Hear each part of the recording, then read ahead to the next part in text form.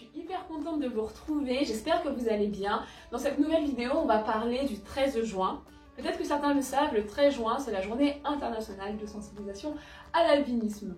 Et du coup, je me suis dit que, étant donné que notre apparence physique entraîne souvent des croyances, des mythes, ça pourrait être intéressant de vous faire une petite vidéo de sélection autour des croyances que moi j'ai plus entendues ou certaines qui me choquent le plus. Alors, j'ai fait ma sélection, peut-être que vous en connaissez d'autres, et d'ailleurs je serais curieuse d'en apprendre d'autres, parce que je suis sûre qu'il y en a plein d'autres. Donc n'hésitez pas à me dire en commentaire si vous en connaissez d'autres, ou alors celle qui vous a le plus choqué, étonné, voilà. Allez, c'est parti.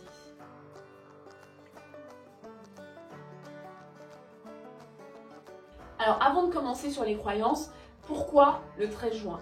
Ce qui s'est passé, c'est que suite à une montée en puissance des violences contre les personnes albinos, le Conseil des droits de l'homme de l'ONU et le Conseil africain des droits de l'homme ont réclamé des décisions contre la discrimination et pour prévenir des agressions dont souffrent les albinos.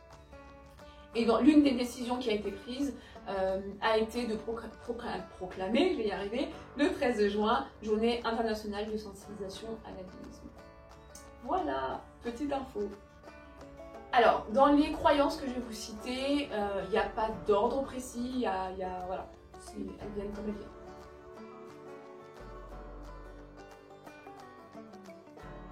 Donc la première, c'est les albinos ont les yeux rouges.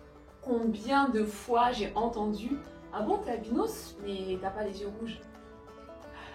Alors non, nous n'avons pas les yeux rouges. Et je pense que cette croyance vient du fait que pendant très longtemps, quand on parlait d'un albinos, quand on représentait un albinos, on montrait souvent les lapins albinos avec des yeux rouges. Et je pense que les gens ont fait un raccourci très simple. Albinos, être vivant, yeux rouges. Je pense que c'est ça. Ce qu'il faut savoir, c'est que la mélanine joue un rôle dans la couleur de l'iris. Et comme nous, on en fabrique peu, voire pas, et ben, on a l'iris très clair. Et souvent, ce qu'on pourrait apercevoir de rouge dans notre iris, c'est tout simplement les vaisseaux sanguins qui circulent, étant donné qu'on a les yeux, l'iris clair, et ben on peut voir les vaisseaux sanguins. Ou alors ça peut être aussi le fait que, ça arrive souvent en photo, quand la lumière, quand le flash entre dans nos yeux, et ben ça crée un reflet rouge, mais je vous assure, on n'a pas tous les yeux rouges.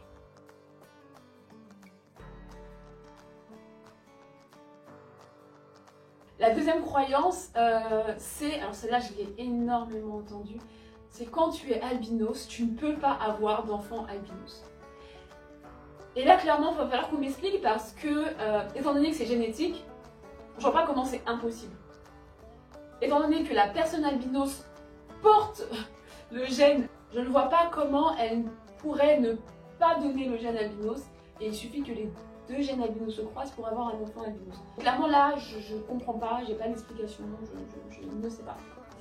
Voilà. Donc si vous avez une explication, je veux bien la voir.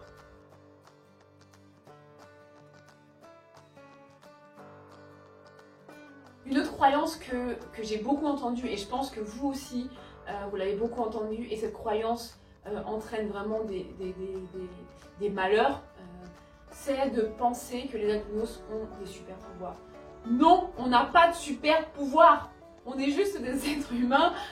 Il y a des croyances autour de nos membres, autour de notre sang, autour de nos cheveux. Alors nos membres et notre sang apporteraient chance, richesse, pouvoir. Nos cheveux permettraient de réussir tous les examens. Non, en fait, non. Là, vous voyez pas parce que j'ai des tresses, mais j'ai une touffe. Et si mes cheveux me permettaient de réussir tous mes examens, autant vous dire qu'aujourd'hui, j'aurais un bac plus 20. Et c'est loin d'être le cas. Il y a une autre croyance autour des super pouvoirs que moi je trouve très grave, c'est de dire que avoir des rapports sexuels avec une femme albinos vierge guérirait du sida. Donc là, ça on rigolait un peu, mais vous voyez jusqu'où ça peut aller quoi.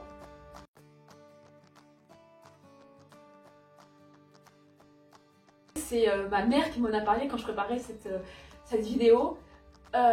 C'est de croire que quand tu vois un albinos passer dans la rue, ou quand tu vois un albinos, enfin tout court, il faut absolument cracher par terre. Parce que si tu ne craches pas par terre, ton prochain enfant sera albinos, ou en tout cas tu auras un enfant albinos. J'ai ri quand elle m'a dit ça, parce que je ne savais pas que cracher retirait le gène albinos si tu l'avais en toi, quoi. Je ne savais pas que ça marchait comme ça, je ne savais pas que c'était aussi simple la génétique, quoi. Voilà, en tout cas moi ça m'a fait bien rire parce que je trouve ça tellement stupide.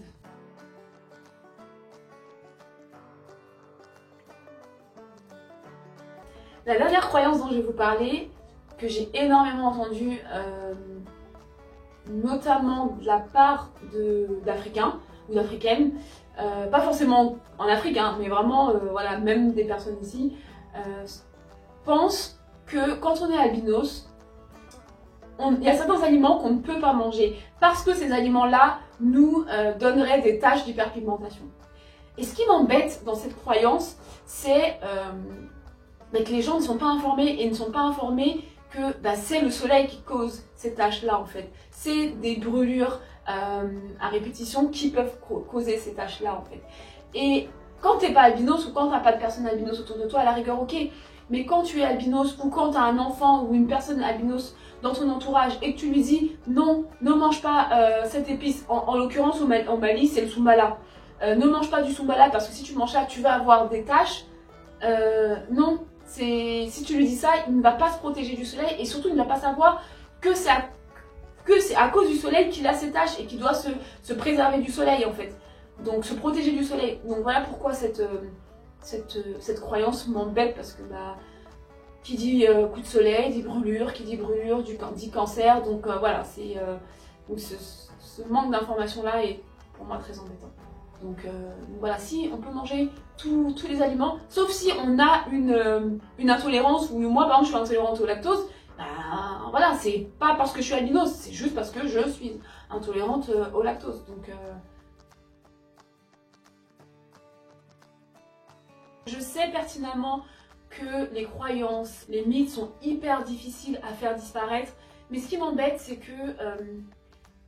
qu'on est en 2020 et que en 2020, encore dans les années, je sais pas, lointaines, ok, on pouvait croire parce qu'il y avait un manque d'information, mais aujourd'hui en 2020, on peut se renseigner, on peut aller chercher l'information, que ce soit sur internet, que ce soit ailleurs, et donc du coup, pour moi, quand tu as l'information, quand tu as l'explication que voilà, c'est le soleil qui cause les taches, c'est la génétique qui fait que tu es albinos ou pas, la lumière qui fait que tu peux avoir des yeux, des reflets rouges.